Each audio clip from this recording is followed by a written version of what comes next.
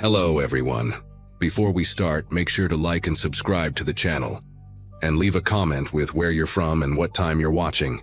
That way, YouTube will keep showing you stories just like this one. Now, let's begin. Turning 27 felt like some kind of checkpoint I was not ready for. And my co-workers at the dental office where I worked as a hygienist threw me a small party in the break room that March of 2024. I had been single for almost 2 years at that point, not really looking but not opposed to meeting someone either. My life in Raleigh, North Carolina revolved around work, my 2 cats, and the occasional weekend trip to visit my mom a couple hours away. I lived in a ground floor apartment in a quiet complex near a strip mall, the kind of place where neighbors nodded politely but rarely spoke. One of the other hygienists, a woman named Faye who had become something like a best friend over the years, convinced me to download a dating app during our lunch break. She sat there watching me swipe through profiles, laughing at the bad ones, pointing out the ones she thought had potential. That afternoon I matched with a guy named Trevor Ashby, and Faye practically cheered when she saw his photos. He had kind eyes, a decent smile, and his bio mentioned he loved cooking and rescue dogs. We went on 4 dates over the next 3 weeks, and he was pleasant enough. Coffee near a bookstore, a walk through a park downtown, dinner at an Italian place he picked, and one night at his apartment where he cooked me pasta and we talked for hours. Trevor worked as some kind of database administrator, lived alone in a rented house about 20 minutes from my complex, and seemed genuinely interested in everything I had to say. He remembered that I preferred iced coffee even when it was cold outside, that my older cat was named Benson, that I had a complicated relationship with my father. But something about him made me uneasy in a way I could not quite name. He texted constantly, sometimes sending 4 or 5 messages before I could respond to the first one. He asked detailed questions about my schedule, my routine, where I shopped for groceries. After that 4th date, I knew I needed to end things before they went any further. I sent him a text on a Sunday afternoon, thanking him for the time we spent together but explaining I did not feel a romantic connection. His reply came almost instantly, just a single word: okay. No argument, no pushback, nothing. I thought I had handled it well. I thought he understood. The first sign that something was wrong came about 2 weeks later. I was grabbing lunch at a sandwich shop I went to almost every Friday, a little place in a plaza near my office, when I spotted Trevor sitting at a corner table. He was just staring at me, not eating, not looking at his phone, just watching. When our eyes met, he smiled and gave me a small wave like we were old friends running into each other by coincidence. I waved back awkwardly, grabbed my order, and left as fast as I could without making it obvious I was rushing. I told myself it was nothing, that Raleigh was not that big and people crossed paths sometimes. But then it happened again 3 days later at the grocery store I always went to on Monday evenings. He was standing at the end of an aisle, pretending to look at cereal boxes, but I could feel his eyes following me as I moved through the store. I abandoned my cart and drove home with my heart pounding in my chest. That night I double-checked every lock on my doors and windows before I could even think about sleeping. Faye was the first person I told, and she took it seriously right away. She asked if I had kept any of his messages, if I knew his full address, if I had told anyone else. I showed her my phone, and that is when I realized he had been texting me again. Not anything threatening, just casual messages asking how I was doing, if I had tried that new coffee place downtown, if Benson was feeling better after his vet appointment. The thing is, I had never told him Benson was sick. I had posted about it on my private Instagram account the week before, the one I thought was locked down to only close friends. Faye scrolled through my followers list and found him there. A profile with no photo, and a generic username that I must have accepted without thinking months ago. He had been watching everything I posted, every story, every photo, every location tag. Faye grabbed my hand and looked me dead in the eyes and told me this was not normal, that this was stalking, and that I needed to document everything starting now. I wanted to believe she was overreacting, but somewhere deep in my gut I knew she was right. I blocked him on everything that same night. Instagram, the dating app, his phone number, even his email address that I found buried in an old message thread. For a few days, things went quiet, and I started to let myself breathe again. Then the messages started coming from new numbers, different area codes, always the same tone. He would ask why I was ignoring him, say he just wanted to talk, insist that we had something special and I was throwing it away. One message said he drove by my apartment and noticed I had left my living room light on all night, asked if I was having trouble sleeping. That one made me sick to my stomach. I started parking in different spots, taking alternate routes to work, checking my rearview mirror constantly. My mom could tell something was wrong when I called her that weekend, and when I finally explained the situation, her voice went sharp with fear. She wanted me to come stay with her, to call the police, to do something. But I kept thinking about all the stories I had heard where women reported stalkers, and nothing happened until it was too late. I went to the police station on a Saturday morning, bringing printed screenshots of every message, every sighting, every piece of evidence I had collected. The officer who took my report was a heavy-set man in his 50s who listened with a tired expression that told me he had heard versions of this story 100 times before. He explained that unless Trevor made an explicit threat or physically harmed me, there was not much they could do. He suggested I vary my routine, stay aware of my surroundings, maybe look into a restraining order if things escalated. I asked him what counted as escalation, and he just shrugged and said I would know it when I saw it. Walking out of that station, I felt more alone than I had in years. The system that was supposed to protect me had essentially told me to wait until something terrible happened before they could help. I sat in my car in that parking lot and cried until I could not breathe. Then I wiped my face and drove to Faye's house because I could not stand the thought of being alone in my apartment. Faye lived in a small ranch-style house in a neighborhood about 15 minutes from the dental office. She had bought the place 2 years earlier, after her divorce, and it had become a second home to me during all those late nights when we would drink wine and complain about difficult patients. That Saturday afternoon, she met me at the door before I even knocked, pulling me into a hug that lasted longer than usual. I told her everything about the police visit, about the officer's shrug, about feeling like I was screaming into a void. She made me tea and sat across from me at her kitchen table, and together we came up with a plan. I would stay with her for a while, just until things calmed down. I would keep documenting everything. We would look into hiring a lawyer, maybe pursue a civil restraining order since the criminal route seemed useless. For the first time in weeks, I felt like I had some control over my own life again. Faye's house felt safe, tucked away on a quiet street lined with old oak trees, the kind of place where nothing bad ever seemed to happen. I went back to my apartment that Sunday to pack a bag and grab some things for the cats. The plan was to bring Benson and my younger cat Noodle to stay at Faye's until I figured out my next move. When I pulled into my parking spot, I noticed a folded piece of paper tucked under my windshield wiper. My chest tightened as I reached for it, already knowing who it was from. The handwriting was neat, almost careful, and the message was short. It said he knew I was scared, but that I did not need to be. That he would never hurt me, that we were meant to be together, and eventually I would see that. He signed it with a small heart next to his name. I looked around the parking lot, scanning every car, every shadow, every window in the building surrounding mine. He could have been anywhere. He could have been watching me read his words at that very moment. I grabbed the note with shaking fingers, shoved it in my pocket, and practically ran to my apartment. I packed everything in under 20 minutes, stuffed both cats into their carriers despite their protests, and drove to Faye's house without stopping once. 3 days passed at Faye's place without incident, and I started to wonder if maybe the distance had finally made him lose interest. I kept going to work, kept documenting every unknown number that called, kept my head on a swivel whenever I walked to my car. Faye had installed a doorbell camera the year before, and we checked the footage religiously every evening, but it only ever showed delivery drivers and the occasional stray cat wandering through her yard. On the fourth night, a Wednesday, Faye had to work a late shift covering for another hygienist who called in sick. She told me to lock up tight, keep my phone charged, and call her if anything seemed strange. I made myself dinner.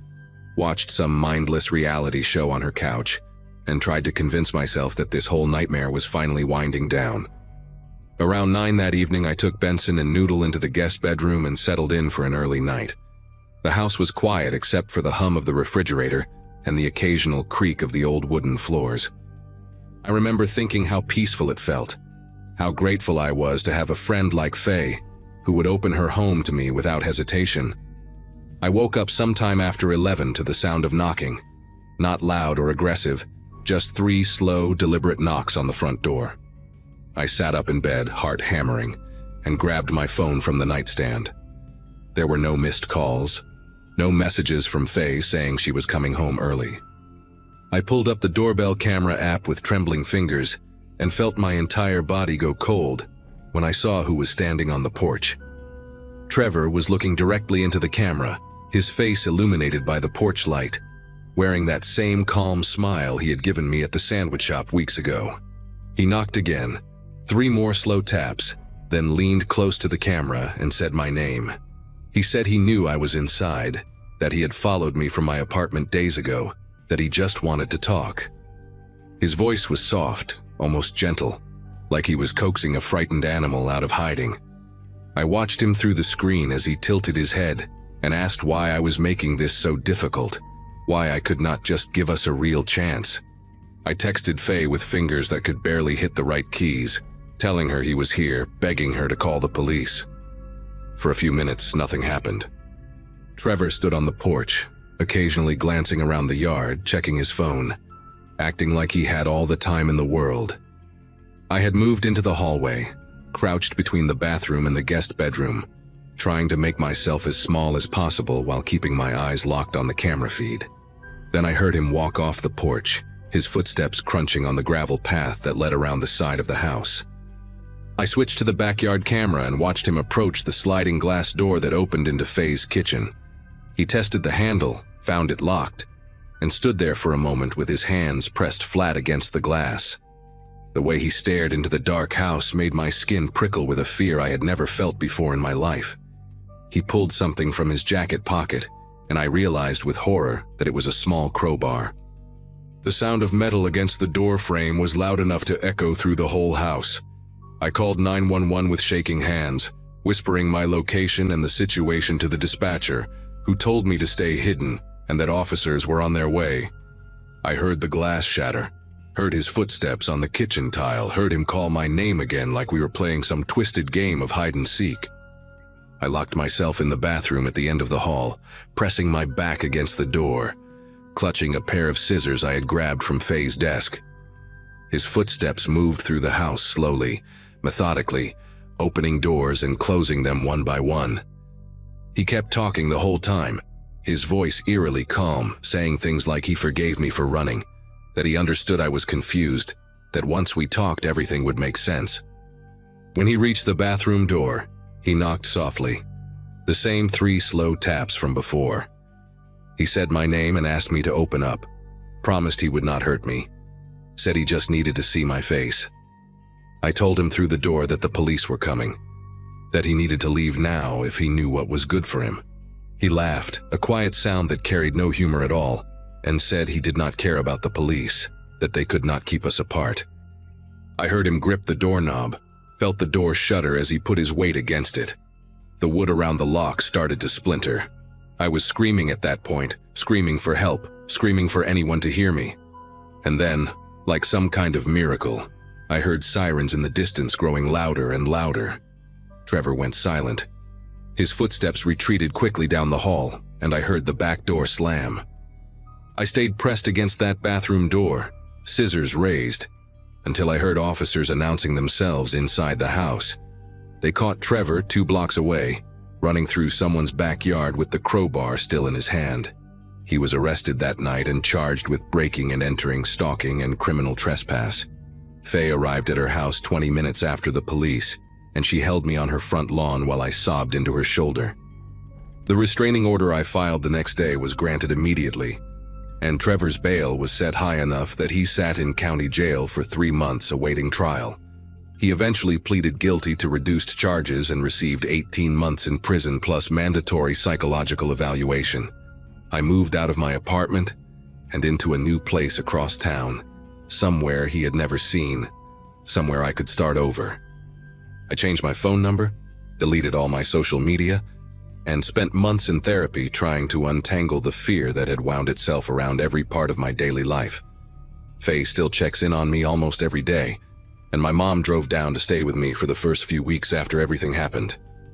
It has been almost 8 months now, and I still double-check my locks every night, still look twice at every car parked near my building, still feel a jolt of panic whenever someone knocks on my door unexpectedly. I know Trevor will be released eventually, and that thought sits in the back of my mind like a stone I cannot swallow. But I also know that I did everything right, that I trusted my instincts, that I leaned on the people who loved me when I needed them most. If you're reading this and something similar is happening to you, please listen to me. Document everything. Tell everyone you trust, and never let anyone make you feel crazy for being afraid. Your fear is valid, your safety matters, and you deserve to be believed.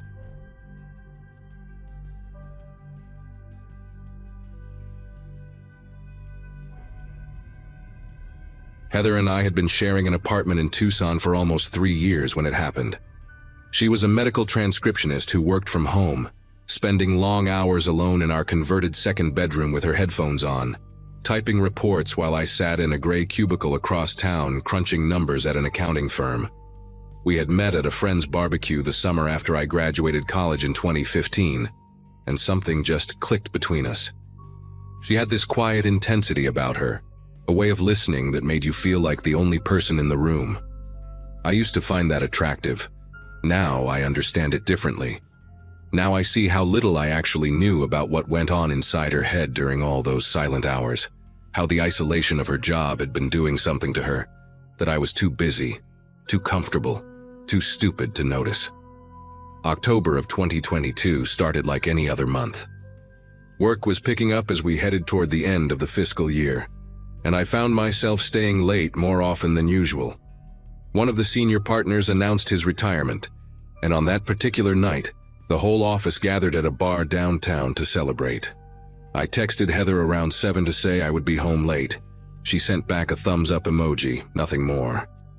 At the time, I appreciated how low maintenance she was, how she never guilt-tripped me or demanded constant updates on my whereabouts.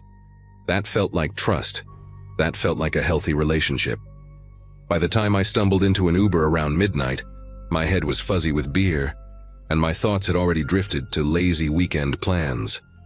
Brunch at that new place she wanted to try. Maybe finally starting the puzzle her mom gave us last Christmas. Normal things. Safe things. I had no idea what was waiting for me in our dark apartment. When the driver pulled up to our building, I noticed that every window in our unit was completely dark. That was unusual because Heather always left the kitchen light on when she knew I would be coming home late. She said she liked the idea of me walking into something warm and welcoming, rather than a pitch-black apartment. I figured she had just forgotten, or maybe fallen asleep early. The building was quiet as I climbed the stairs to the second floor, the kind of thick silence that only exists after midnight in residential neighborhoods.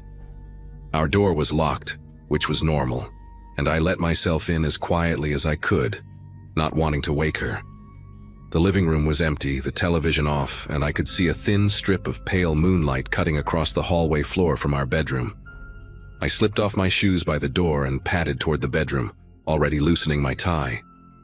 I pushed open the bedroom door, expecting to find Heather asleep, maybe curled up on her side the way she usually slept. Instead, she was sitting upright in bed, perfectly still, facing the doorway. The moonlight coming through the blinds fell across her in broken stripes, and I could see her eyes were wide open, fixed directly on me. She did not say hello. She did not move. She just sat there, hands folded in her lap, watching me with an expression I had never seen before. It was not anger, not exactly. It was something flatter, emptier, like she was looking at a stranger who had wandered into the wrong apartment. My first instinct was to ask if she was okay, if she had a nightmare, or could not sleep. But something about the way she held herself, that rigid stillness, made the words catch in my throat. The room felt 10 degrees colder than the rest of the apartment.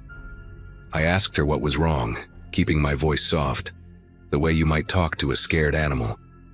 She did not answer right away. For maybe 5 or 6 seconds, she just continued staring at me, and I became acutely aware of how loud my own breathing sounded in that silence. Then she spoke, and her voice came out flat and measured, almost robotic. She asked me who I had been with tonight.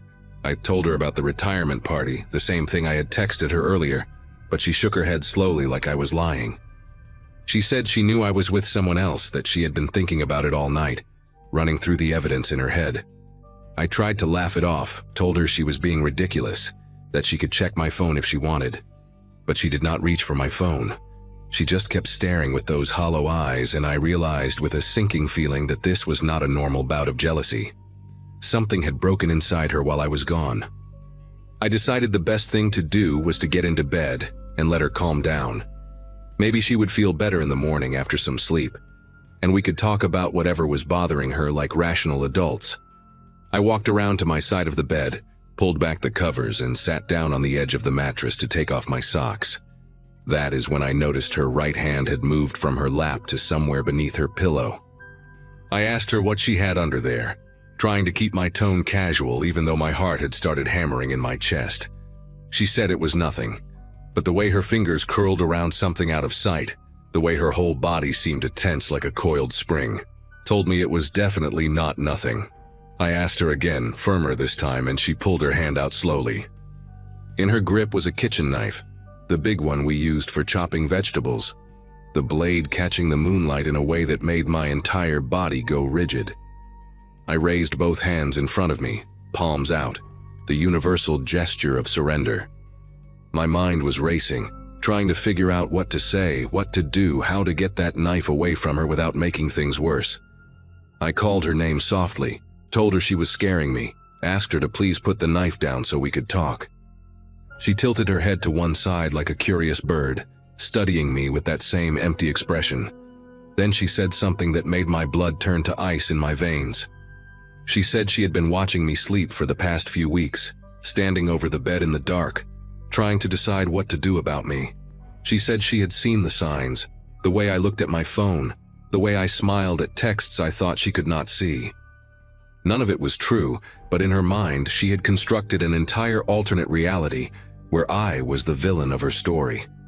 I started to inch backward off the bed, keeping my movements slow and deliberate, never breaking eye contact with her. Every instinct screamed at me to run, to bolt for the door and get out of that apartment as fast as my legs could carry me. But I also knew that sudden movements might trigger something, might push her over whatever edge she was balanced on. She watched me move with those unblinking eyes, the knife still clutched in her fist, and I could see a vein pulsing in her neck. When my feet touched the floor on the far side of the bed, I told her I was going to get her some water, that maybe she was dehydrated or having some kind of episode. I took one step toward the door. That was when she lunged. She came across the bed faster than I would have thought possible, the knife slashing through the air in a wide arc aimed directly at my chest.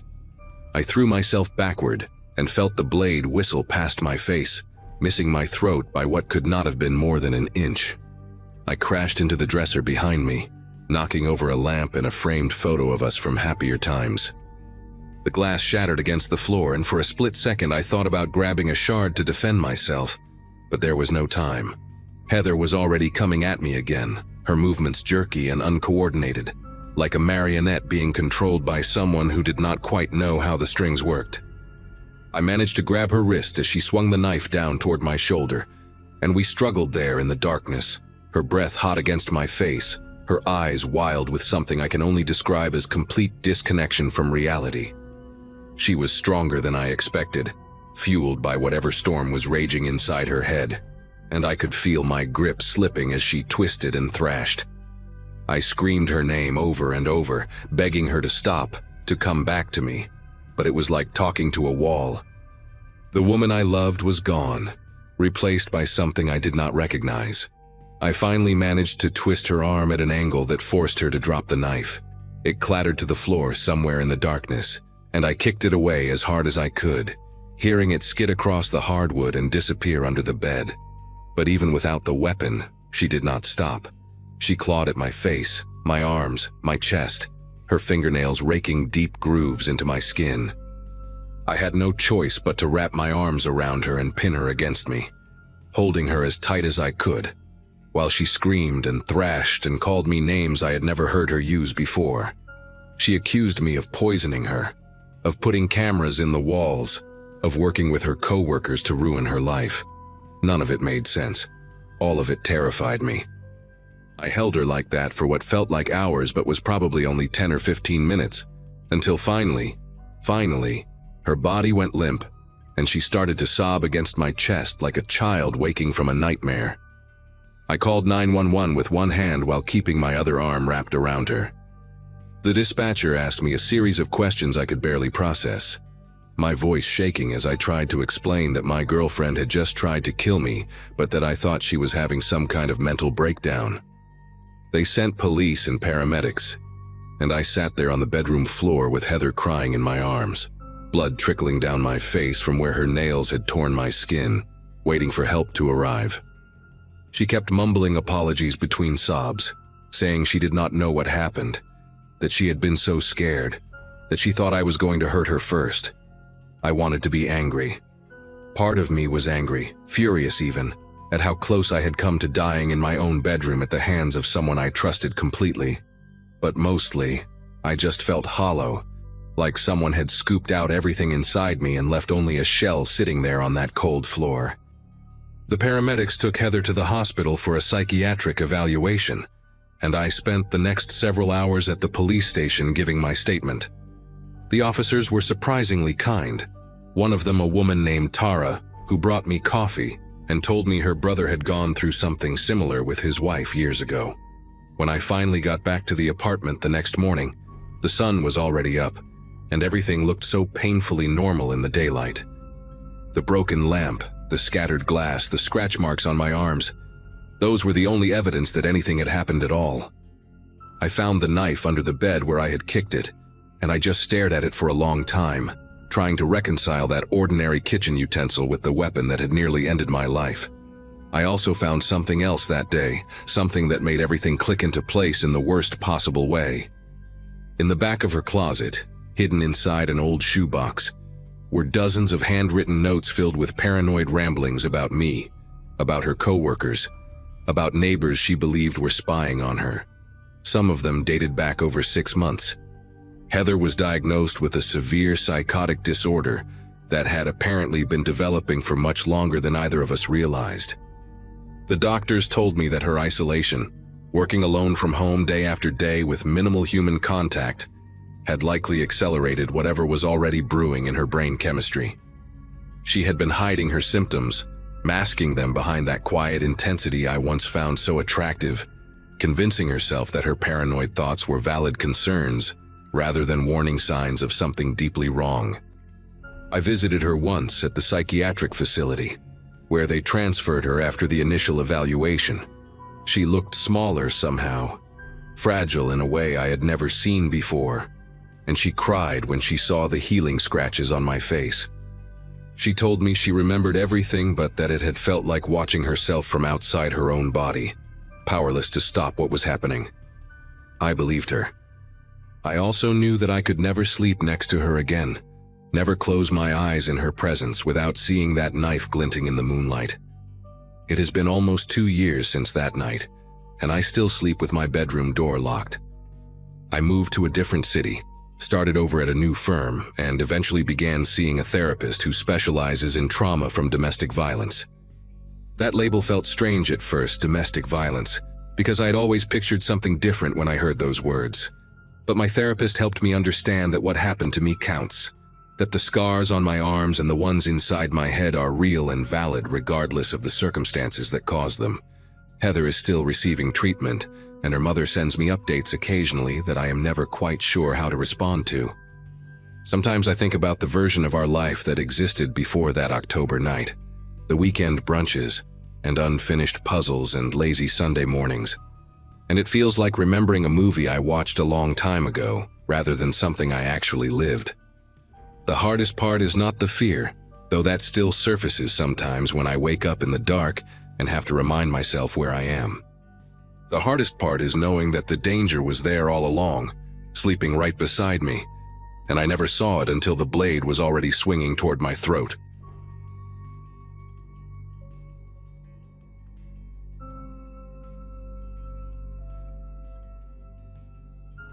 Still trying to put all of this into words because I spent so long convincing myself it was normal. I met Wesley at a coworker's birthday party in the spring of 2022, and he seemed like everything I had been looking for after years of terrible dates and even worse relationships. Charming, attentive, the kind of guy who remembered small details about conversations we had weeks before. My friends from nursing school kept saying I deserved someone like him.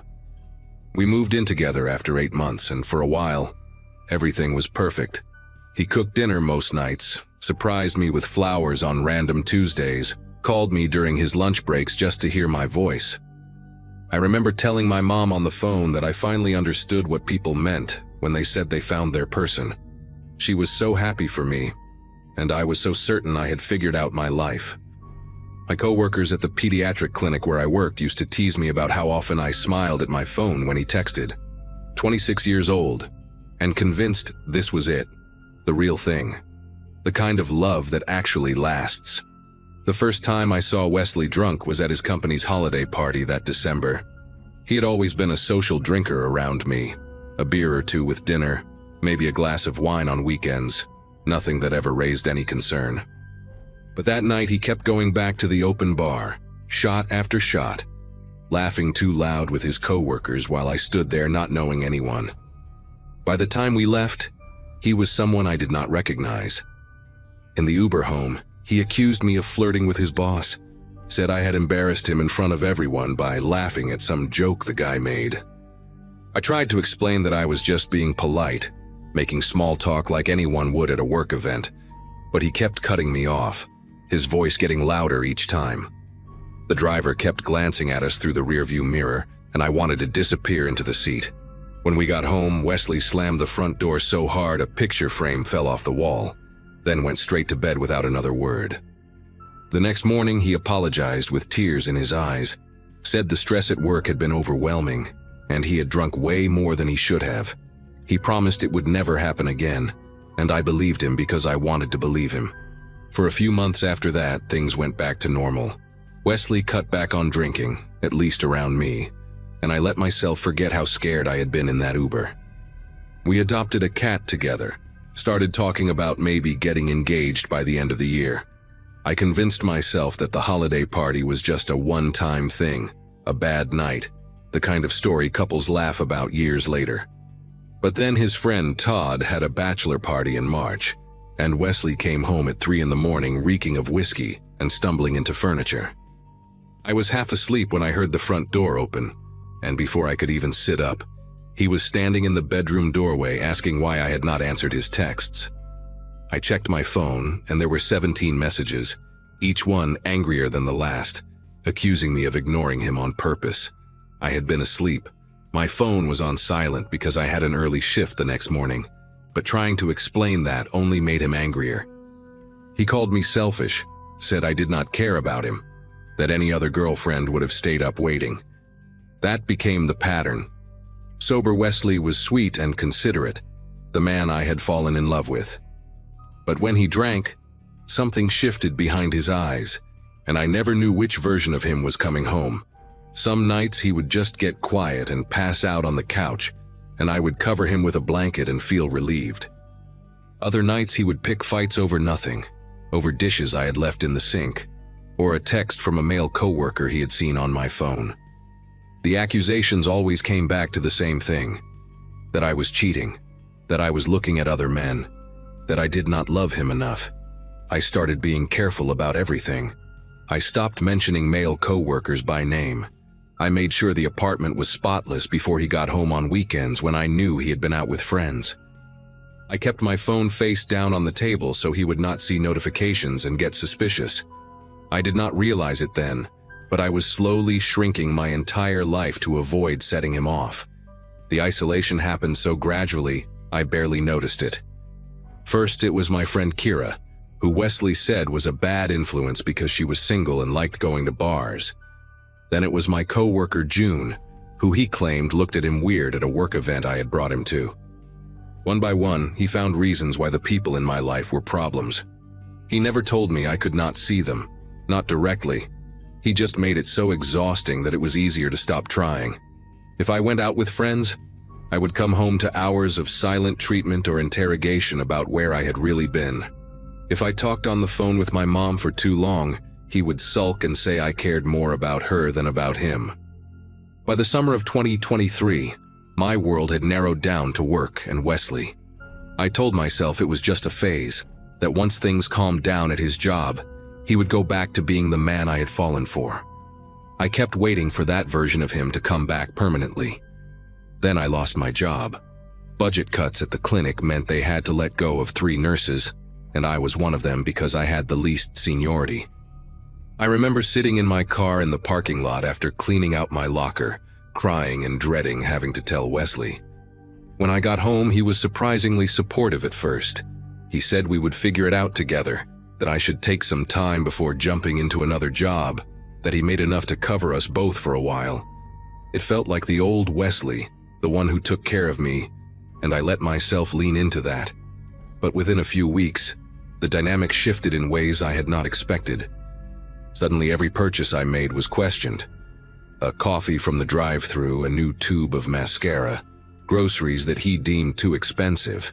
He started giving me a weekly allowance from our joint account, said it was just until I found something new, just to help us budget. I went from being an independent woman with my own income to asking permission to buy shampoo. And the worst part is that I felt guilty, like I owed him for supporting me, like I had no right to complain. The drinking got worse after that. Maybe it was the pressure of being the sole provider, or maybe he just stopped hiding it now that I was home all day with nowhere to go. He started keeping whiskey in the kitchen cabinet, bourbon on the nightstand. What used to be weekend drinking became every night drinking. I learned to gauge his mood by the sound of the bottle cap twisting open, by how many times I heard the clink of ice in his glass before dinner. 2 drinks meant he would be fine, maybe a little louder than usual, but manageable. 4 or more meant I needed to stay quiet, agree with everything, make myself small. I started cooking his favorite meals on nights when he seemed tense, thinking maybe if I just did everything right, he would not have a reason to get upset. I became an expert at reading the room, at noticing the slight tightening of his jaw, or the way he scrolled through his phone too aggressively. My whole existence revolved around preventing the next explosion. One night in October, he came home from a work happy hour already drunk. I could smell it on him the second he walked through the door, that sour mix of beer and something stronger. I was on the couch watching a cooking show, and he sat down next to me without saying anything. After a few minutes, he asked who I had been texting. I told him no one, because I had not touched my phone in hours. He grabbed it off the coffee table and started going through my messages, my photos, my email. I just sat there, too tired to argue, too scared to protest. When he did not find anything, he threw the phone back at me and said I must have deleted whatever I was hiding. Then he went to the kitchen and poured himself another drink. I stayed on that couch for 2 more hours, not moving, barely breathing, just waiting for him to pass out so I could finally exhale. That was my life. Not constant violence, not bruises I had to explain, just this endless waiting, this permanent state of dread that never fully went away even on the good days. I thought about leaving all the time. I would lie awake at night running through the logistics in my head, trying to figure out how I could make it work. But the math never added up. I had no savings because Wesley controlled our finances. I had no job because I had been too anxious to interview properly, too exhausted from walking on eggshells to put together a decent resume. My name was not on the lease. My car was in his name because he had co-signed when my credit was not good enough. The few friends I had left lived in other states, and my mom was in a 1-bedroom apartment with no space for me. Every path out led to a dead end, and Wesley knew it. He never said it out loud, but I could see it in the way he looked at me sometimes, this quiet confidence that I was not going anywhere. He would apologize after the bad nights, buy me flowers, promise to cut back on drinking, and I would stay because what else was I supposed to do? Sleep in my car, show up at my mother's door like a failure, Start over with nothing at 27 years old. The night everything changed was a Saturday in November. Wesley had been drinking since noon because his college football team was playing some big rivalry game. By the time the game ended, he had finished most of a bottle of bourbon and was louder than I had ever seen him. I made the mistake of asking if he wanted me to order some food, thinking maybe getting something in his stomach would help. He snapped at me, said I was always nagging, always trying to control him. I apologized and went to the bedroom to get away from it, but he followed me. He stood in the doorway blocking my exit, going on about how I thought I was better than him, how I looked down on him for drinking, how I was probably planning to leave him the second I got a job.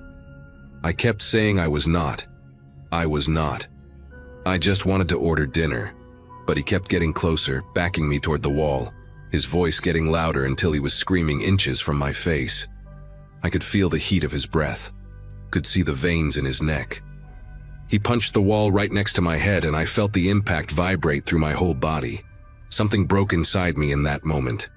Not in a dramatic way, not like in the movies where the victim suddenly fights back. It was quieter than that. I just looked at the hole in the drywall, at the plastered dust on his knuckles, and I knew with absolute certainty that next time, it would be my face. Maybe not the next fight, maybe not even the one after that, but eventually. I could see the trajectory so clearly, like watching a car slide on ice toward a guardrail. He stormed out of the room after that, grabbed his keys, and left. I heard his truck peel out of the driveway, and I stood there staring at that hole in the wall for what felt like an hour. Then I called my mom. I had not really talked to her in months, had kept our conversation short and surface level because I did not want her to know how bad things had gotten. But that night I told her everything, and she listened without interrupting. And when I was done, she just said, "Come home."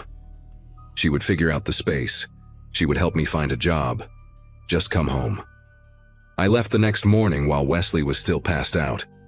I took one suitcase, my cat, and my phone charger. I left behind 2 years of clothes, furniture we had picked out together, a life I had thought was going to be forever.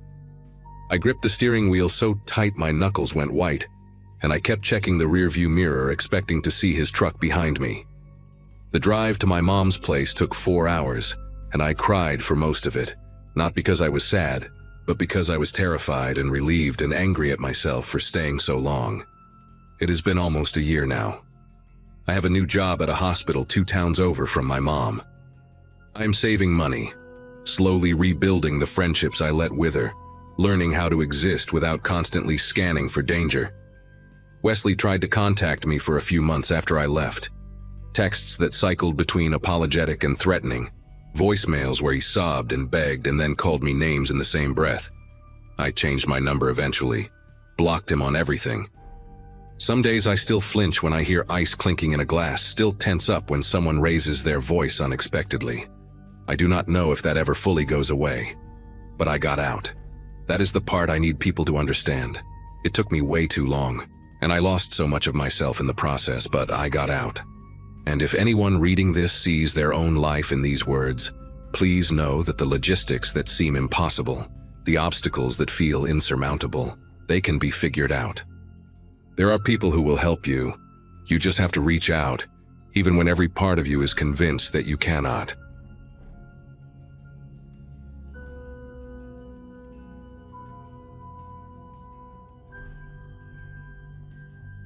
February in Minneapolis has a way of making everything feel frozen in place. Not just the ice on the sidewalks, but time itself. Like the whole world is holding its breath waiting for spring. I remember that feeling perfectly the week my life started crumbling. Walking home from the clinic where I worked as a physical therapist, my boots crunching through gray slush while my phone buzzed with messages I was too exhausted to check. My graduating class from the University of Minnesota had their 10-year reunion coming up that May, which gives you an idea of where I was in life. Finally established in my career, proud of the small house I had scraped together enough savings to buy in a quiet neighborhood near Powderhorn Park. Cautiously optimistic for the first time in years. I had been with Julian for almost 3 years by then. Met him at a friend's barbecue, fell hard and fast, moved in together after 8 months. He was charming in that effortless way that made everyone gravitate toward him at parties. He remembered birthdays, asked about your sick aunt, brought wine to dinner gatherings. My friends loved him. My mom called him the one. I believed it too, right up until the moment I found the messages on his phone from not one, not two, but 4 different women. When I confronted him, he cried. When I told him to leave, he begged. When I changed the locks, he went silent. That silence should have been a relief. Instead, it was the calm before something I never could have anticipated. The first sign came 3 days after I asked him to move out. My coworker Janine, someone I had known for 6 years and considered one of my closest friends, stopped responding to my texts. At first I figured she was busy. Her daughter had just started kindergarten. Her husband was traveling for work. But when I saw her in the break room that Friday, she looked at me with this expression I had never seen before. It was cold, almost pitying, like I was someone she had just heard terrible things about. She made small talk for maybe 30 seconds before excusing herself, and I stood there holding my coffee mug, completely confused. That weekend, my friend Troy from college texted me something strange. "Hey, Julian reached out. I didn't know things got that bad between you two. Hope you're getting the help you need." I read that message probably 15 times trying to decode it. What help? What had Julian told him? I called Troy immediately, but he let it go to voicemail. When he finally called back 2 days later, his voice had that careful, measured tone people use when they think they are talking to someone unstable. Troy told me that Julian had called him crying, saying he was worried about me, saying that I had been struggling with some issues, and that the breakup had pushed me over the edge. According to Julian, I had been having paranoid episodes, accusing him of things he never did, making up affairs that existed only in my imagination. He told Troy that he still loved me and wanted me to get better, that he was only reaching out because he cared about my well-being. Troy asked me gently, carefully, like he was talking to a child holding a knife, if I had considered seeing a therapist. I sat there on my couch with the phone pressed to my ear, my whole body going numb as I realized what was happening. Julian was not just moving on. He was rewriting our entire relationship, and he was using everyone I cared about to do it. I tried to explain the truth, the messages I found, the women, the lies, but I could hear the doubt in Troy's silence. Julian had gotten to him first, and now everything I said just sounded like the ravings of a woman who could not accept reality. Over the next 2 weeks, the pattern repeated itself with sickening precision. My cousin Elise, who I had been close with since childhood, called to say she was there for me, in a way that made it clear she thought I was falling apart. My neighbor Wanda, an older woman who had always waved at me from her garden, started avoiding eye contact when I walked past. My supervisor at the clinic, a no-nonsense woman named Francine who I had always respected, pulled me into her office to ask if everything was okay at home, because someone had reached out with concerns. I asked who. She said she was not at liberty to say, but her eyes told me everything I needed to know. Julian was methodical. He was patient. He picked the people who mattered most to me, the ones whose opinions I valued, whose support I relied on, and he poisoned each of them one by one. And the worst part was that he did it while wearing the mask of a concerned ex-boyfriend who just wanted me to be okay. He made himself look like the victim by pretending to be worried about the real victim.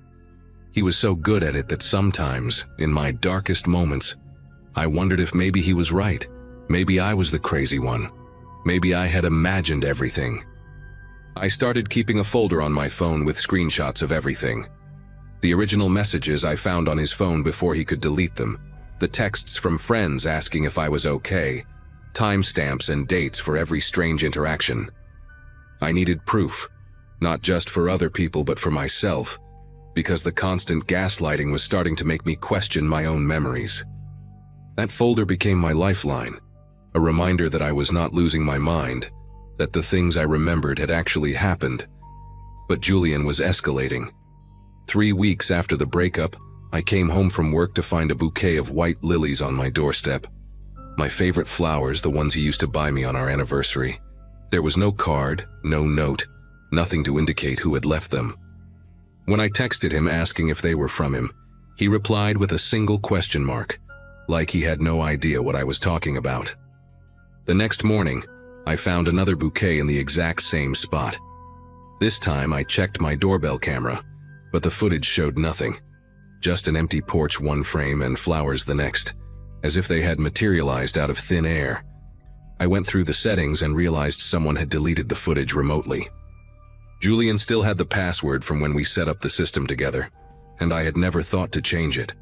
That realization sent me spiraling into a kind of fear I had never experienced before. If he could access my doorbell camera, what else could he see? I spent that entire Saturday changing every password I could think of: email, bank accounts, streaming services, the smart thermostat, even the Wi-Fi router. My fingers were trembling so badly that I kept making typos and having to start over.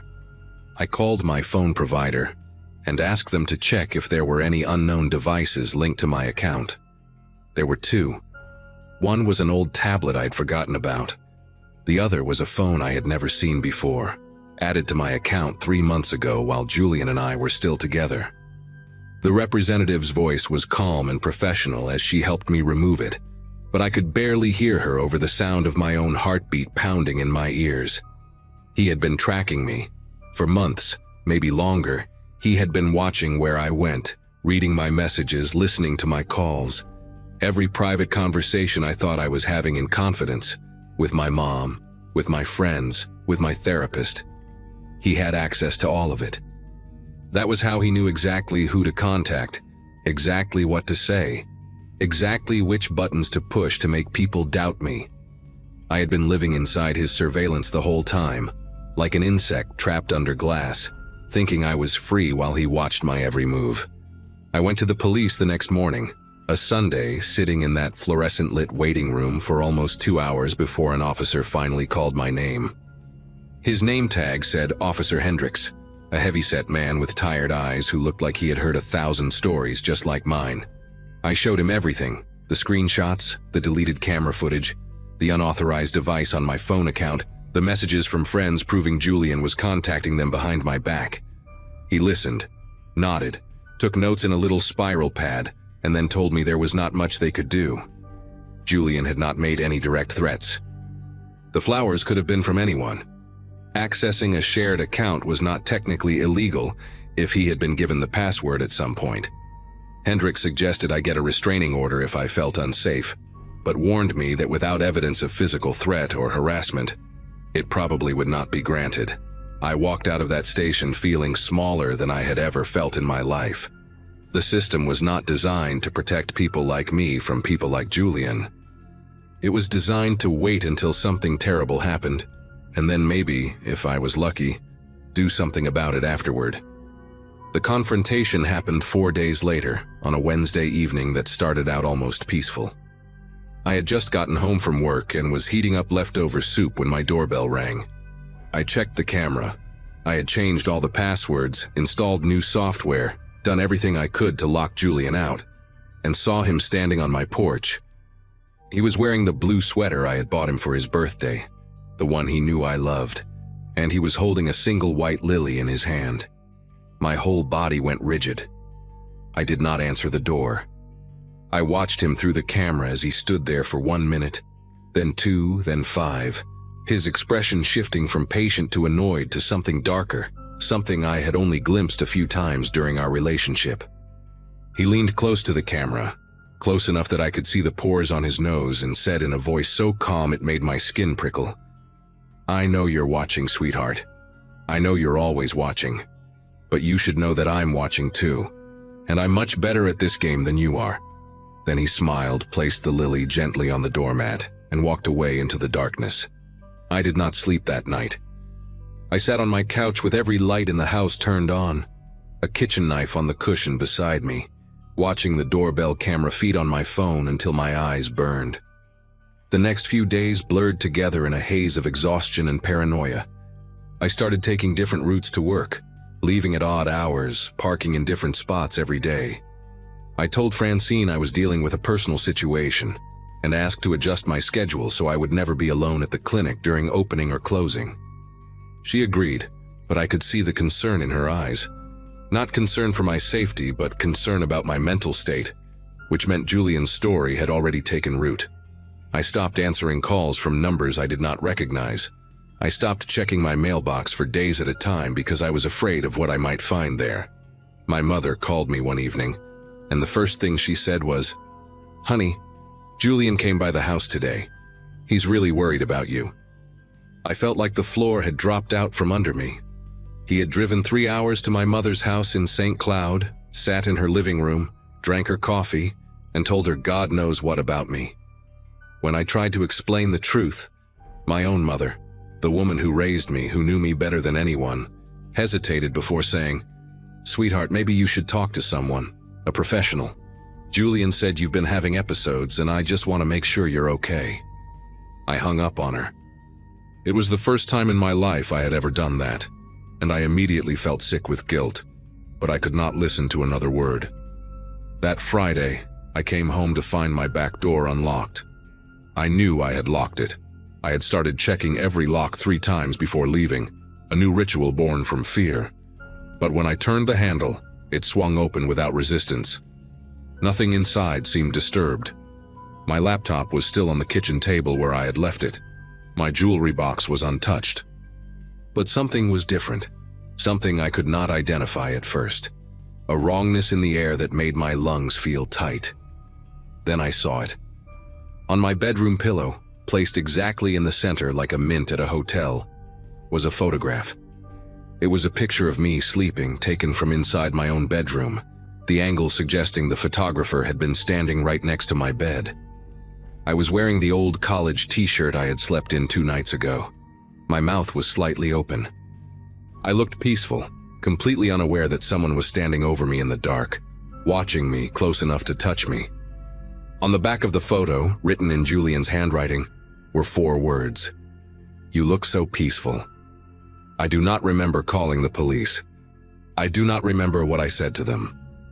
I only remember sitting on my front steps in the cold, shaking so hard my teeth were chattering, waiting for the sirens while the photograph sat on the ground beside me like a dead thing I could not bear to touch again.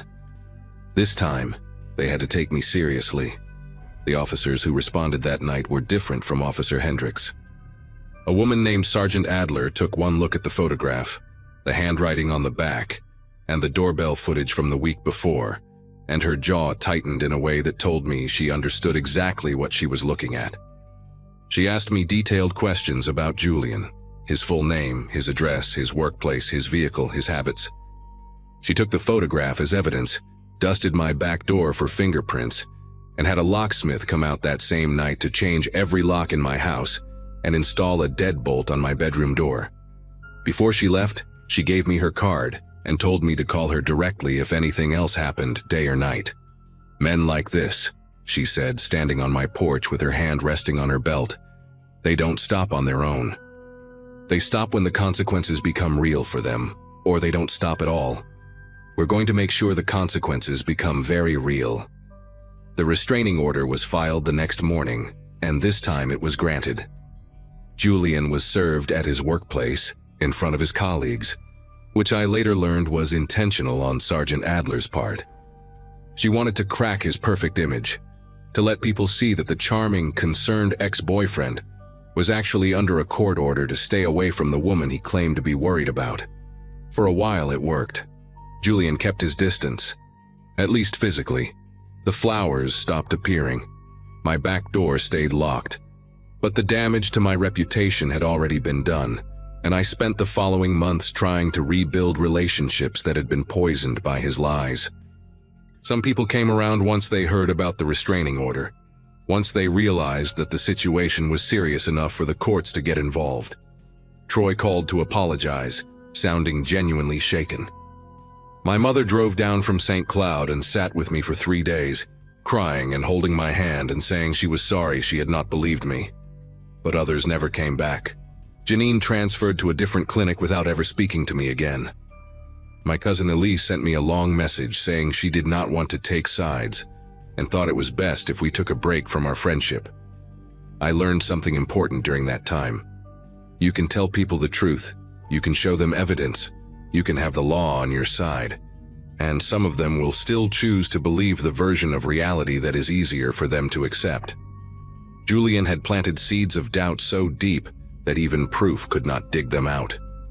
I still live in Minneapolis, still work at the same clinic, still walk the same streets I walked when I was with him. But I'm not the same person I was before. I check my locks obsessively. I keep pepper spray in my purse and a bat beside my bed. I look over my shoulder when I walk to my car at night. And sometimes when the light hits a stranger's face a certain way, my heart still pounds like it is trying to escape my chest. Julian moved out of state 8 months after the restraining order was filed. I know because Sergeant Adler calls me every few months to give me updates, a kindness I never expected from the system that had initially failed me. But even with him gone, even with an entire state between us, I cannot shake the feeling that he is still watching. That somewhere out there, he is waiting for the restraining order to expire, waiting for me to let my guard down, waiting for his next opportunity to remind me that he is much better at this game than I am. I hope I never find out if that feeling is right.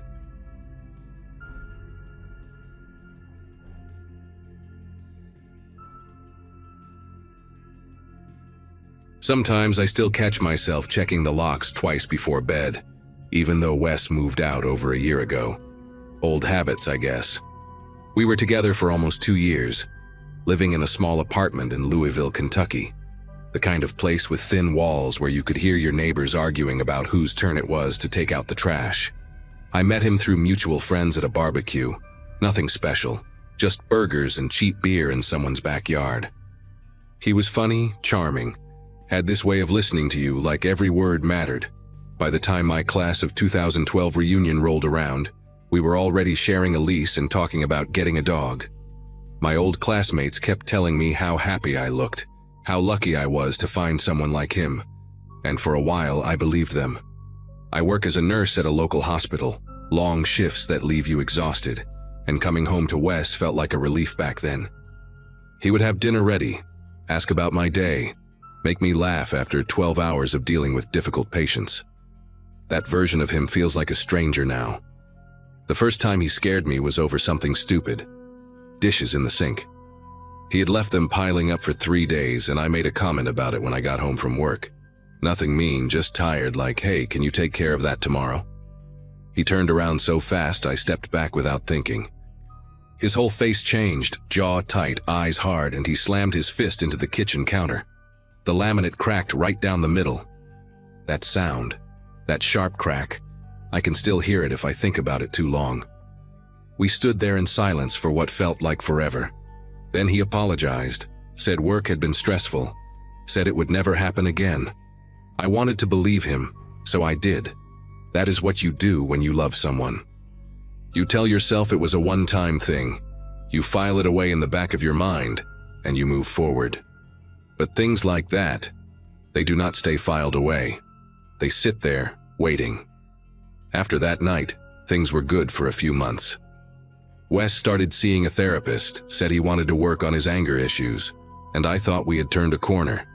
He bought me flowers, planned weekend trips, did all the things that made me fall for him in the first place. I convinced myself that the counter incident was an isolated event, a glitch in an otherwise healthy relationship. But then, there was the time he punched a hole in the bedroom wall because I forgot to text him when I got to work. And the time he threw his phone across the room so hard it shattered against the refrigerator because his boss criticized him during a meeting. Each time he apologized. Each time he promised to do better. And each time, I noticed that the explosions were getting closer together, the triggers smaller. I started monitoring my own behavior, choosing my words carefully, tiptoeing around certain topics.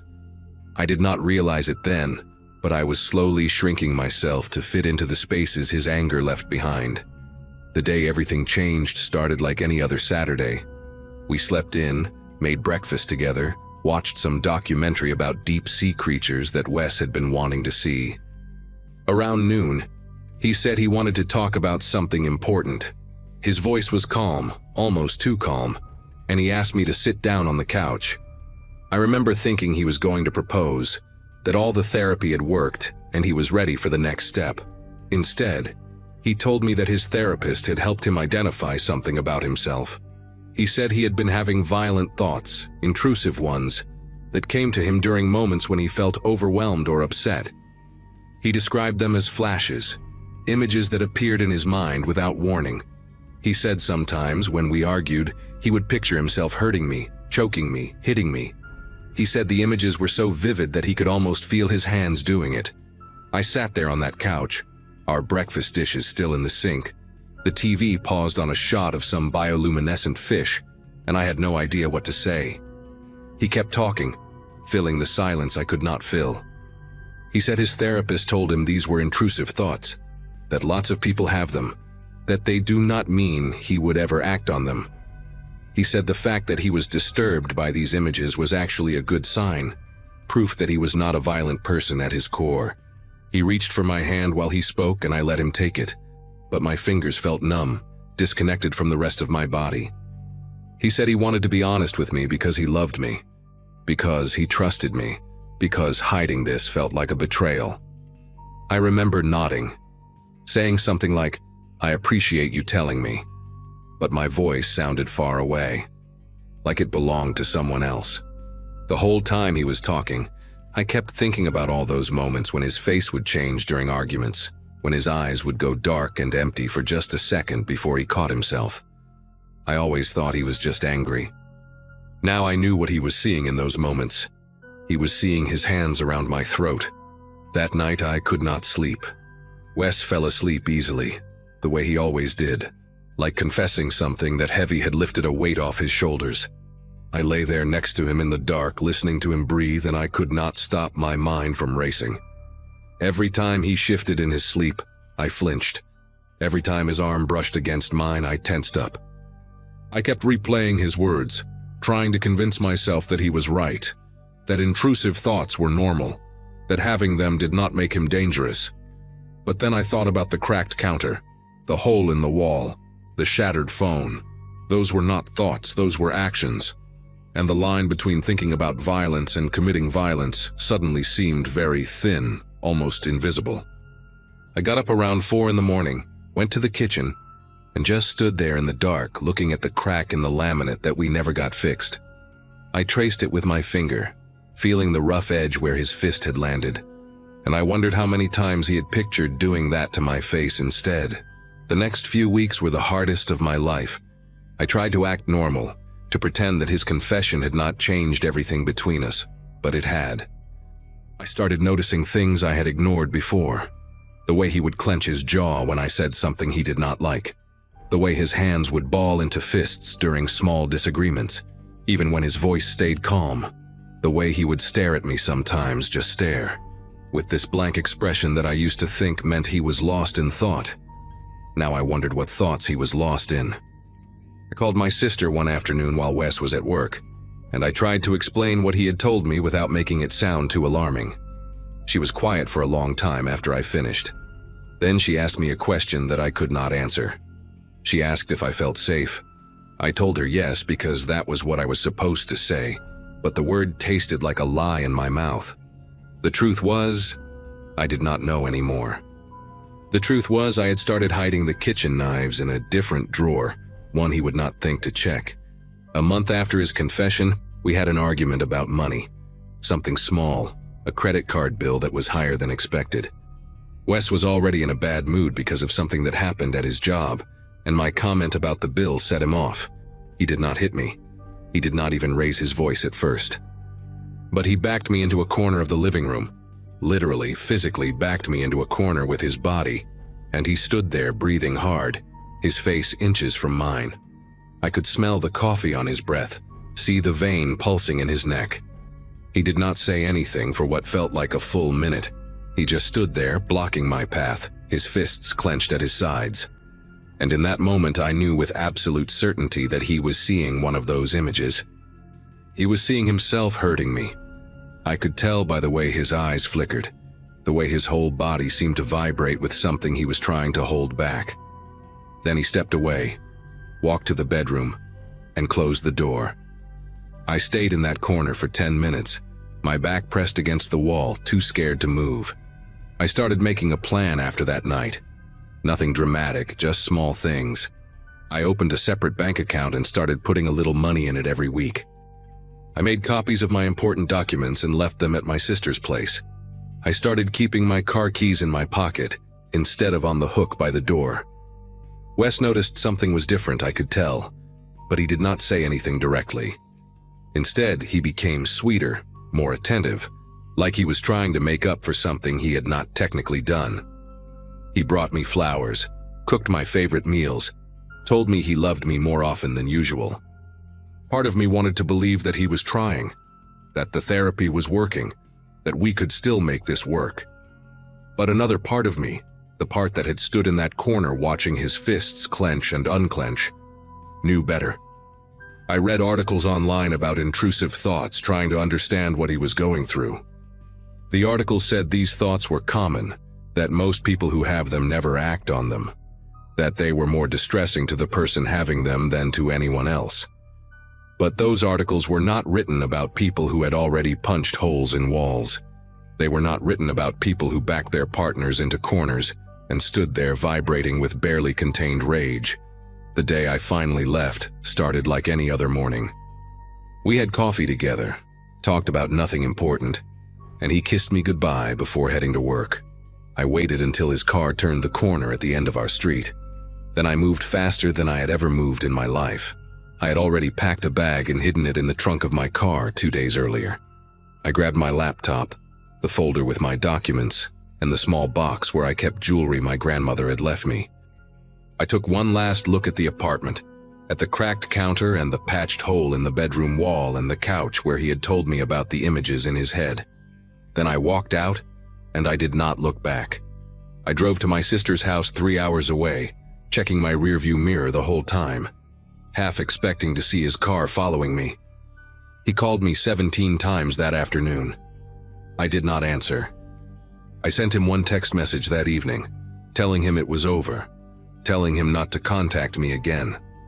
He responded with a wall of text, apologies and promises and accusations all mixed together, ending with a sentence that still keeps me up at night. He wrote that he had never been closer to acting on those thoughts than he was at that moment.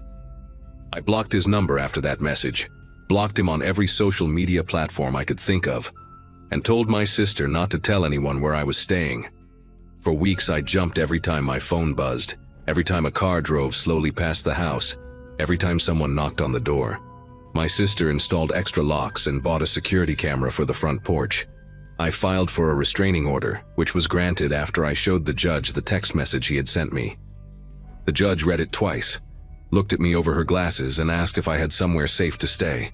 I told her I did. What I did not tell her was that I still woke up in the middle of the night sometimes, heart pounding, certain that I had heard his footsteps in the hallway. I did not tell her that I had started sleeping with a baseball bat next to my bed, or that I flinched whenever a man raised his voice in public. Some things you do not say out loud because saying them makes them too real. You just carry them with you, like stones in your pockets, and you hope that someday they will feel lighter. It has been 14 months since I left. Wes tried to contact me a few times through mutual friends, but they all told him to leave me alone. Last I heard, he moved to another state, somewhere out west, and started dating someone new. I think about her sometimes, this woman I have never met, and I wonder if he told her what he told me.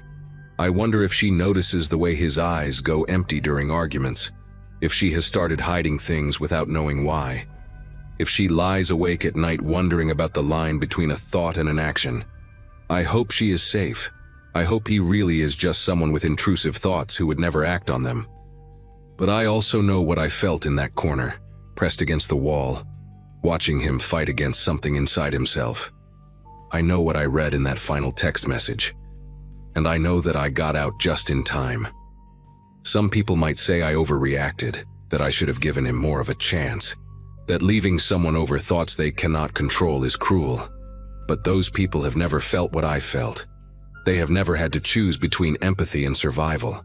I chose survival, and I would make the same choice again.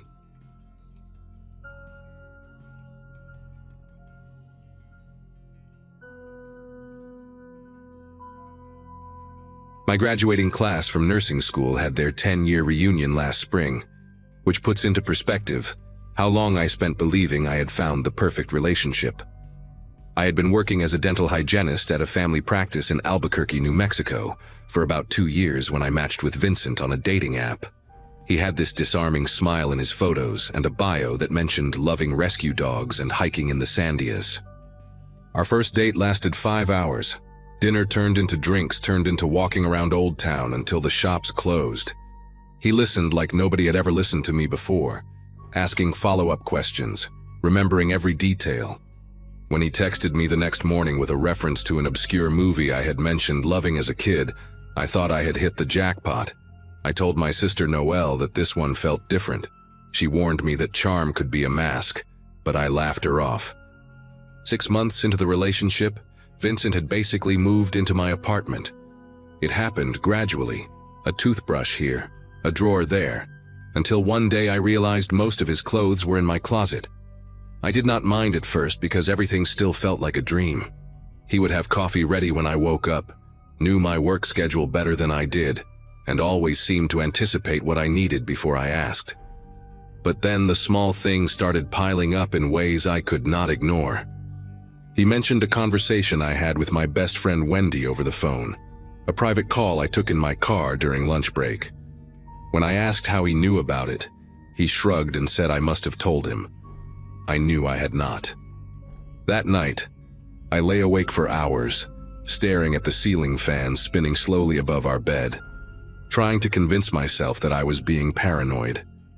The incidents kept accumulating like drops of water filling a bucket.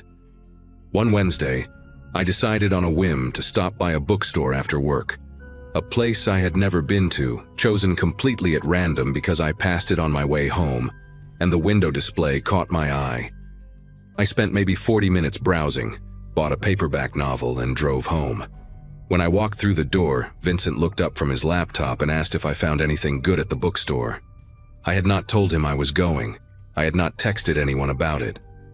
The decision had been entirely spontaneous, made in the span of 3 seconds while sitting at a red light. I asked him how he knew, and he gave me this look, patient, almost amused, and said my car had been parked there for a while, so he assumed. I did not ask how he knew where my car was parked. Some part of me was already too afraid of the answer.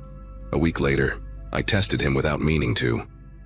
My coworker Jill invited me to her daughter's birthday party on Saturday afternoon, and I mentioned it to Vincent over dinner, telling him it started at 3. The party actually started at 2. I wanted to see if he would slip up, if he somehow knew the real time from somewhere other than me. Saturday came, and around 1:30, Vincent casually mentioned that I should probably start getting ready since the party started in half an hour. My fork stopped halfway to my mouth. I had told him 3 o'clock. I specifically remembered saying 3. He saw my face and quickly added that he must have misheard, that he thought I said 2. But the way his eyes flickered, just for a fraction of a second, told me he knew exactly what he had done.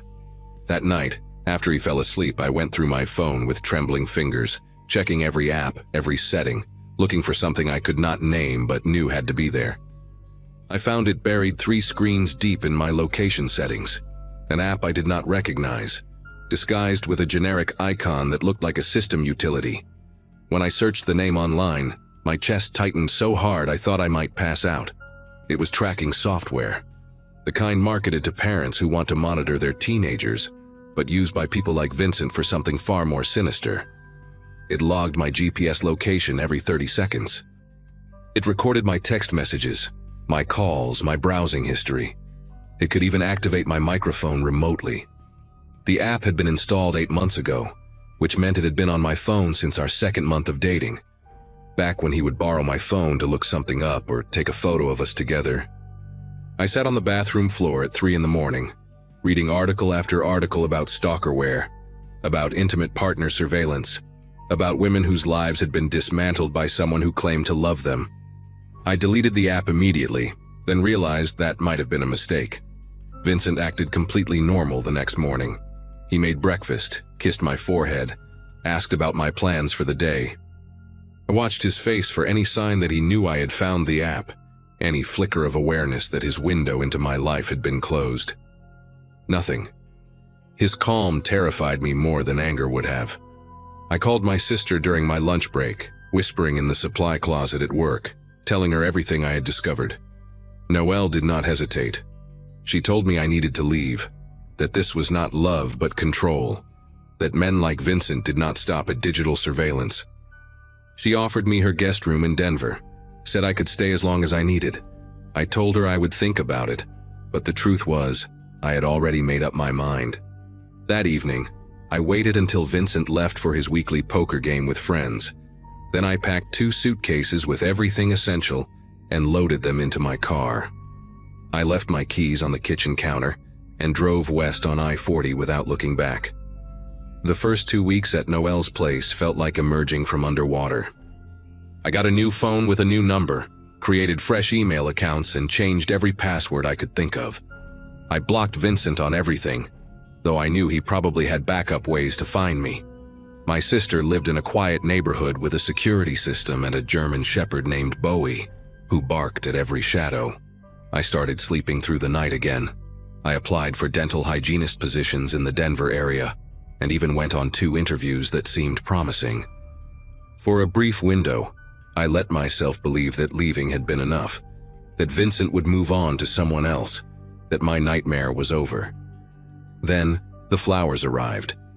A bouquet of white lilies, my favorite, a detail I had mentioned once during our first month together, delivered to my sister's front door with a card that said only, "I understand you needed space. I can wait." There was no sender name, no return address, but the message was clear. He knew exactly where I was. I called the police that same afternoon, shaking as I explained the situation to an officer who looked barely old enough to drink. He took notes, nodded sympathetically, and told me there was not much they could do about flowers. No direct threat had been made, no law had been broken. He suggested I document everything and consider a restraining order, though he warned me those were difficult to obtain without evidence of physical danger. I wanted to scream at him that the danger was real, that Vincent had been inside my phone for months, that he had driven 6 hours to find my sister's address without me telling a single person where I was going. But I kept my voice steady and thanked him for his time. That night, Noelle and I went through her house inch by inch, checking for anything unusual. We found it in her living room, a small device the size of a button battery, stuck to the underside of the coffee table. Vincent had been inside the house. He had been close enough to plant a listening device while we slept, or while we were at work. Noelle called a locksmith at 11 at night, and neither of us closed our eyes until every lock in the house had been replaced. The next few days blurred into a haze of paranoia and exhaustion. I started noticing things I had overlooked before. A car that seemed to idle too long at the end of the block, a man in a baseball cap walking past the house twice in 1 hour, the sensation of being watched even when I was alone in a room with the blinds drawn tight. Noelle took time off work to stay with me, and we developed a routine of checking every window latch, every door lock, every corner of every room before settling in for the night. I filed for a restraining order, gathering every piece of evidence I had: screenshots of the Stalkerware app, photos of the listening device, the card that came with the flowers. The judge granted a temporary order, which meant Vincent was legally required to stay 500 feet away from me and have no contact whatsoever. When he was served with the papers, he did not contest them. He did not show up to the hearing. His silence felt like a predator waiting in tall grass, patient and certain that his moment would come. 3 weeks after the restraining order was issued, I received an email to my new address, the one I had created specifically to escape him, the one I had only used for job applications and communication with my sister. The subject line was empty. The body of the message contained a single photograph. Me, sitting in Noelle's kitchen that same morning, drinking coffee in my pajamas. The photo was taken through the window above the sink, shot from the backyard at an angle that suggested he had been crouched behind the fence. I could see the timestamp embedded in the image file, 7:42 in the morning, exactly when I remembered standing at that counter. I showed the photo to the police, to the detective now assigned to my case, to anyone who would listen. They increased patrols in the neighborhood. They took the restraining order violation seriously. but Vincent was a ghost. His apartment in Albuquerque had been vacated. His car was registered to an address that turned out to be an empty lot. His phone number was disconnected. On paper, he had ceased to exist, but I knew he was out there, circling closer, waiting for the moment my guard slipped. The breakthrough came from an unexpected source. Noel's neighbor, a retired electrician named Howard, mentioned that he had seen a cable company van parked on the street several times over the past month, always in the early morning, always gone by the time anyone was fully awake. He thought it was strange because nobody on the block had scheduled any service calls. I passed the information to the detective, a woman named Arlene Kendall, who had started treating my case like a personal mission. She pulled traffic camera footage from the area and traced the van to a rental company in Colorado Springs. The credit card used for the rental belonged to a man named David Merritt, a name I had never heard. But when Detective Kendall showed me his driver's license photo, the air left my lungs in a single painful rush. It was Vincent. Different hair, glasses I had never seen him wear, but unmistakably him. He had created an entirely new identity to continue watching me. The police issued a warrant that same day, and within 48 hours they found him in a motel room 12 miles from my sister's house, surrounded by printed photographs of me, detailed logs of my daily movements, and equipment I could not even identify. Vincent was arrested and charged with stalking, violation of a protective order, identity fraud, and illegal surveillance. The trial took place 8 months later, and I sat in that courtroom for 3 days, listening to prosecutors describe the scope of what he had done. The stalkerware on my phone had captured over 4,000 hours of audio. He had cloned my email accounts, my cloud storage, my social media. Everything I thought was private had been an open window for him to climb through. His defense attorney argued that he was mentally ill, that his obsession stemmed from a genuine belief that we were meant to be together. The jury did not buy it. They convicted him on all counts, and the judge sentenced him to 7 years in state prison. I moved to a different city after the trial, somewhere I will not name, somewhere I have tried to build a life that does not revolve around looking over my shoulder every second of every day. Some nights I still wake up at 3 in the morning, heart pounding, certain that I heard a noise outside my window. I check my phone for unfamiliar apps more often than I care to admit. The locks on my doors are the best money can buy, and I never park in the same spot twice. Vincent taught me that love can be a disguise, that attention can be a cage, and that some people will dismantle your entire sense of safety just to keep you close. I survived him, but I am not sure I will ever stop running.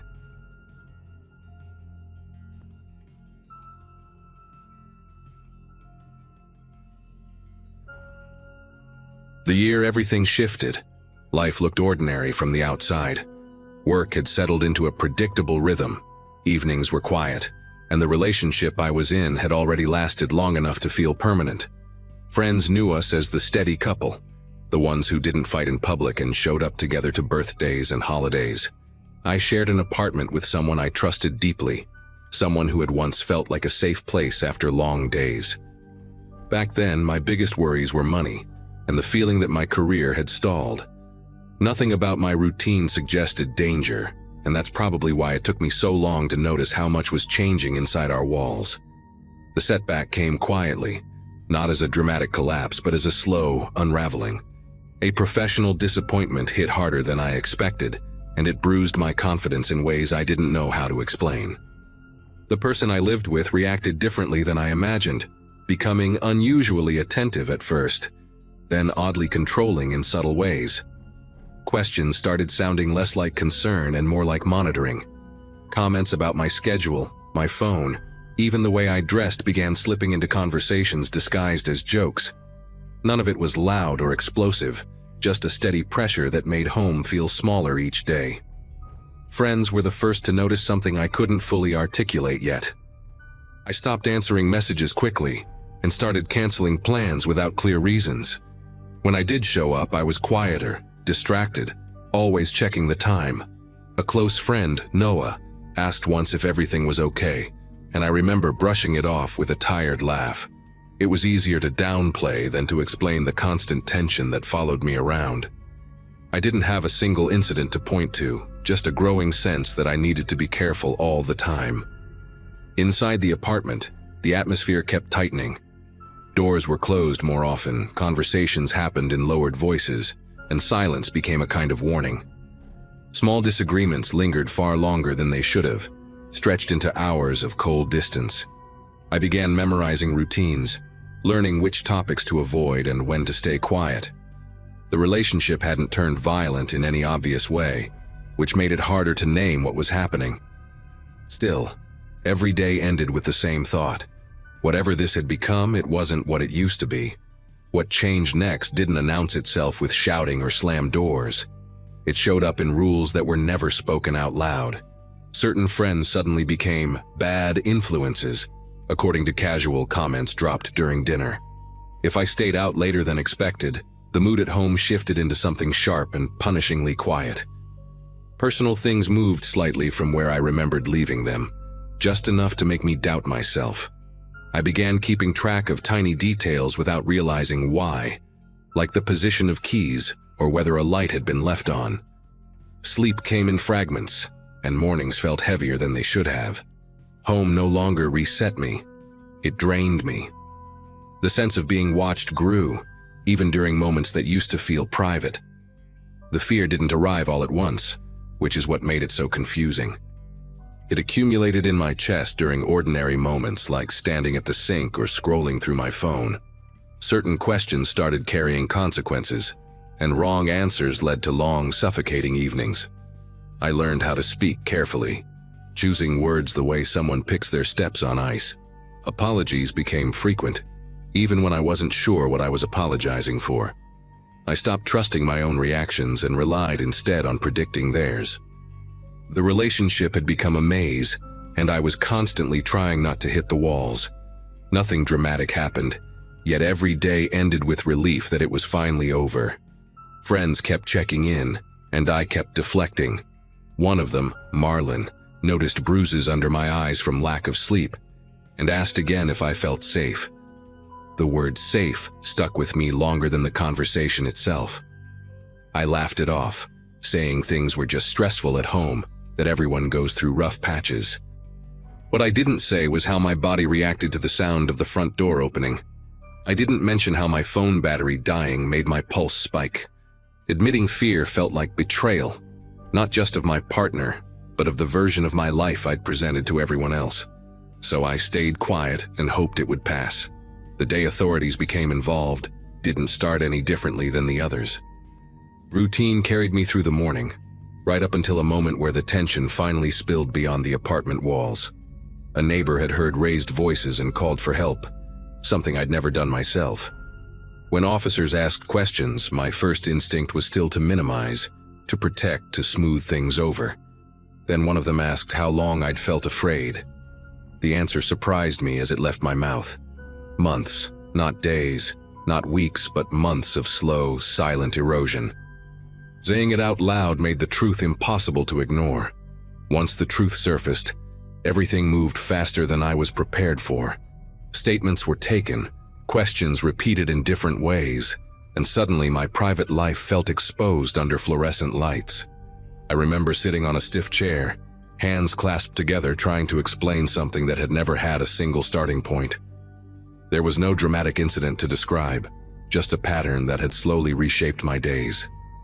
The officers listened carefully, and one of them said something that stayed with me. Harm doesn't always leave visible marks. Hearing that felt validating and devastating at the same time. It meant what I'd lived through was real, but it also meant I'd been living in danger longer than I wanted to admit. Leaving the apartment didn't happen in a dramatic rush.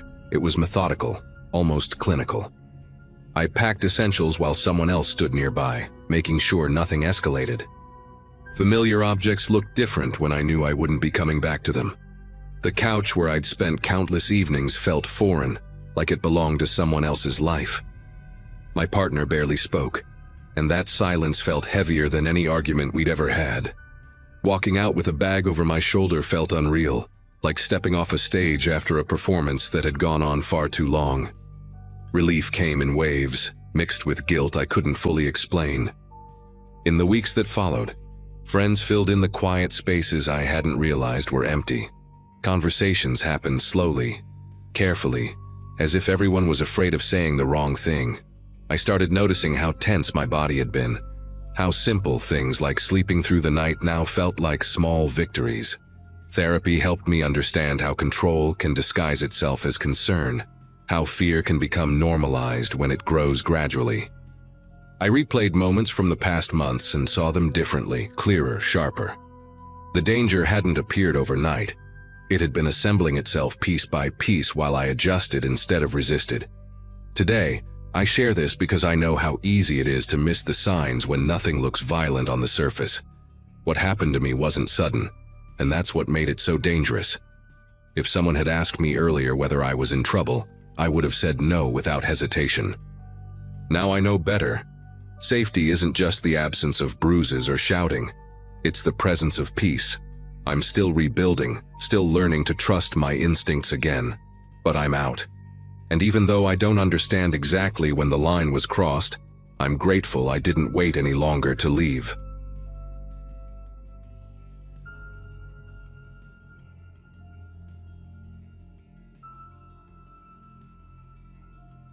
Living in a mid-sized apartment complex meant learning the rhythms of other people's lives whether you wanted to or not. At the time this happened, I was working irregular hours and sleeping lightly, always half aware of doors slamming or voices echoing through the courtyard. That night had the heavy quiet that usually settles after midnight, the kind where even small noises travel too far. I was scrolling on my phone on the couch, lights off, when raised voices cut straight through the walls. It wasn't playful arguing or drunk laughter, but sharp, brittle shouting that sounded rehearsed from long practice. I recognized the voices from the unit across the hall, a couple named Mason and Lily who had moved in months earlier. They were polite in passing, but the tension between them always lingered like a smell you couldn't place. Hearing them fight wasn't new, but the intensity that night felt different, more focused, like something had finally snapped. The argument spilled into the hallway, their door thrown open so hard it bounced against the frame. Mason's voice was loud enough that I could make out full sentences, accusations piling up without pause. Lily replied in shorter bursts, her tone clipped and controlled, which somehow made it worse. A few other doors cracked open an inch or two, just enough for eyes to peek through the dark. I stayed still, listening, telling myself not to get involved, the way everyone does in shared buildings.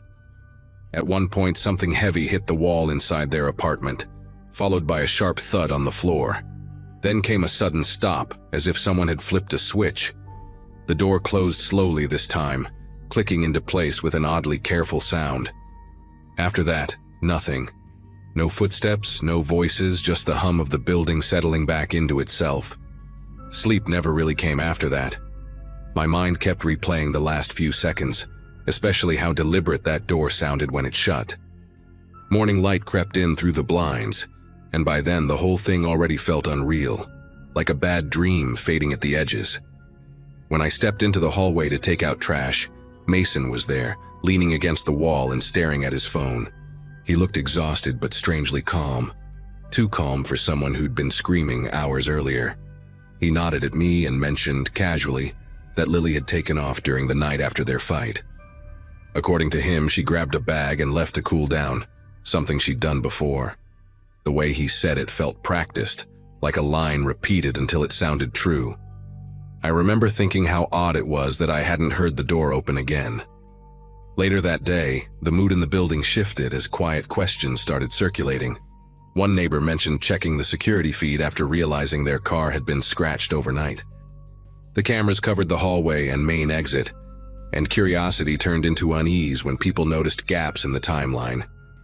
Lily never appeared leaving the building, not on foot, not through the garage, not anywhere the cameras could see.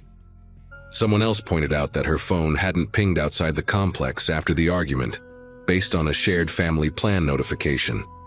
By evening, police were walking the halls, asking measured questions and taking notes. Standing in my doorway, watching them disappear into Mason's apartment, I felt a creeping certainty that the silence after that door closed wasn't empty at all. The next day blurred into a strange waiting period, like everyone in the building was holding their breath without admitting it. Officers returned with more questions, this time slower and more precise, asking about sounds, timing, even the way the argument ended. I told them about the hallway, the object hitting the wall, and how the door closed softly instead of slamming. One of them wrote that down and paused longer than the others, his pen hovering as if he didn't want to commit it to paper yet. Mason stayed inside his unit most of the day, curtains drawn, refusing to open the door unless prompted by police. When he did step out briefly to smoke, his movements were controlled, almost careful, as if every gesture was being rehearsed in his head. The story about Lily leaving stayed the same, word for word, no matter who asked. That consistency should have been reassuring, but it only made my unease deepen. By the following evening, the building manager mentioned that maintenance had been asked to check the plumbing in Mason's unit. Apparently, a neighbor below complained about unusual noises in the pipes during the night of the argument. I watched from my doorway as two maintenance workers went in with tool bags and came out quieter than they'd gone in. One of them wouldn't meet anyone's eyes, just shook his head slightly when the manager whispered something to him. Shortly after, the police arrived again, this time with gloves and sealed evidence bags. The air in the hallway felt thicker, like the walls were listening. Mason was escorted out, hands free but flanked closely, his face still calm in that unsettling way. As he passed me, he gave a quick nod, the same polite gesture he always used, and it made my chest tighten for reasons I couldn't explain. That night, sleep was impossible again, but for different reasons. My phone buzzed with messages from neighbors sharing fragments of what they'd heard from friends or overheard in stairwells. Someone mentioned phone records showing Lily's last call ended minutes after the door closed. Another said the security footage had been manually accessed around the same time, something only residents could do with the right code. I lay in bed staring at the ceiling, replaying every sound from that night, wondering which ones I'd dismissed too quickly. The argument, the thud, the silence, all of it rearranged itself into something darker the more I thought about it. It struck me how normal the evening had felt before the shouting started, how easily a life could slip sideways without warning. Knowing I'd been just a wall away made the memory cling to me in an uncomfortable, personal way. The resolution came quietly, without the dramatic announcements people expect. Weeks later, the building received a brief notice confirming Mason had been charged, and that Lily's disappearance was no longer considered voluntary. Details were scarce, but enough leaked to confirm what most of us already suspected about what happened after that door closed. Life in the complex returned to its routine, new tenants moved in, and conversations shifted to safer topics. Still, every now and then I catch myself listening too closely to the hallway at night, counting footsteps and door clicks. That careful sound of the lock turning has stayed with me more than the shouting ever did. It taught me how thin the line is between overhearing an argument and witnessing the beginning of something irreversible. Even now, thinking back on that day, it's the small details that refuse to fade. The way the hallway light flickered slightly after the door shut, like it hesitated. The smell of someone's burned dinner drifting through the vents minutes later, absurdly normal. I remember standing in my kitchen that morning, coffee going cold in my hands, staring at the wall we shared and trying to convince myself I was overthinking everything. Part of me wanted to believe Mason's version because it was easier, because it let the night stay contained. Accepting the alternative meant admitting I'd been close to something final and hadn't done a thing. That realization carried a quiet guilt that settled deep and stayed there. I replayed every choice I made during that night. Every moment I decided to stay put instead of stepping into the hall. It wasn't bravery that stopped me, just routine, the unspoken rule that you don't involve yourself in other people's messes. Friends I talked to later said the same thing. They wouldn't have done anything either. Still, that didn't make it easier to live with. The knowledge that Lily's last moments likely happened feet away from me turned the apartment into something unfamiliar. Sounds carried differently after that, each muffled noise charged with meaning. I started keeping my TV louder at night, not for entertainment, but to drown out the building itself. Eventually I moved out, not dramatically, just a lease ending and a quiet decision not to renew. On my last day there, I stood in the empty hallway for a moment, listening to the echo of my own footsteps. Mason's unit was sealed and dark, a small notice still taped crookedly to the doorframe. New people would eventually live there, unaware of what had unfolded behind those walls. I wondered if they'd ever sense it the way the air seemed heavier around that door. Leaving didn't erase the memory, but it gave it boundaries, a place I could point to and say, that happened there, not here. What stays with me most isn't fear, but awareness. That night taught me how ordinary horror can look until it's already finished. No warning signs flashing, no clear moment where intervention feels obvious. Just raised voices, a door closing, and a story that almost worked. I still think about Lily sometimes, about how easily she vanished from everyone's daily routine before the truth surfaced. Sharing this now isn't about closure, because I don't think that ever really arrives. It's about not letting that silence be the final thing remembered.